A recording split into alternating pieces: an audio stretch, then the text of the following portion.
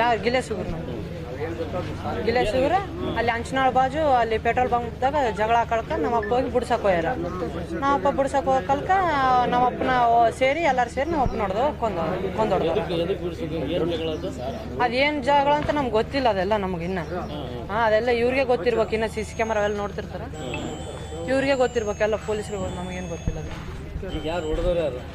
ಹೊಡೆದವರು ನಮ್ಮನ್ನ ಗುಂಜಾಳ ಹುಡುಗರು ಹೊಡೆದಾರ.